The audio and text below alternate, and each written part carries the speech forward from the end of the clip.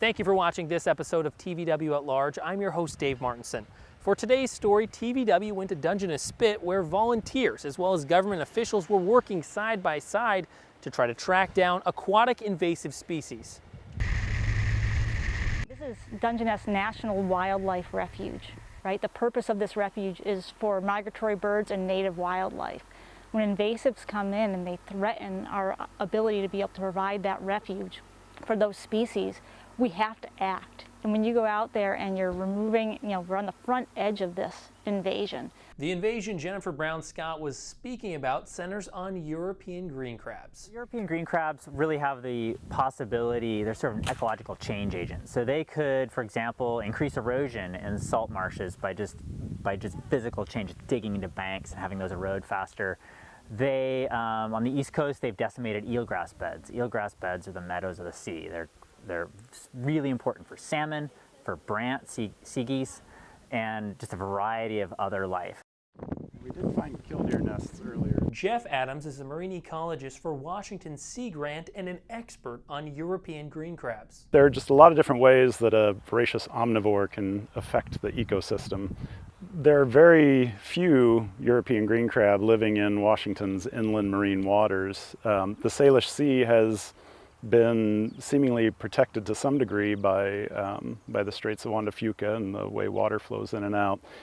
There are quite a few green crab on the outer coast of British Columbia, Washington, Oregon, and California, and then many, many, many green crab on the East Coast where the populations are really dense. Back on site at the Dungeness Spit National Wildlife Refuge, a motivated group of volunteers were gathering European green crab traps. Put out the 120 at the beginning of the week. You bait them with some form of fish to attract the crab. Then each day you go back out, you pull up the traps, you empty them out, and you look through them and you figure out, are there any green crab in there? So you'll have native shore crab, and you'll have fish in there. Want to make sure we get those back into their habitat as quickly as possible. In addition to the volunteer efforts, the Washington State Department of Fish and Wildlife is tackling the aquatic invasive species issue as part of a multi-agency coalition. What we know with dealing with invasive species is, first, the cheapest thing is prevention. Prevention itself is difficult. We can't put up border checks. So early detection becomes the next cheapest thing you can do. We began working with U.S. Fish and Wildlife Service, Jamestown Squalums, and others, along with Sea Grant, to pull together an interagency response team and try to just jump on it and eradicate them now. Since the start of April 2017, 69 European green crabs have been trapped and removed from the Dungeness National Wildlife Refuge, including this one. European green crabs aren't the only aquatic invasive species causing concern in Washington state. Republican Senator Jim Honeyford sponsored a bill during the 2017 legislative session aimed at preventing the spread of invasive mussels.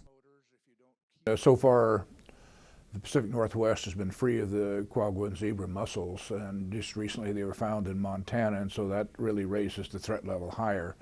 And so we want to have a good prevention system, boat inspection system to make sure that we keep them out as long as we can. It'll be hundreds of thousands of dollars a year when they get into our system, and it really is a terrible expense. And as long as we can keep them out, we're saving probably $1 million or more a year.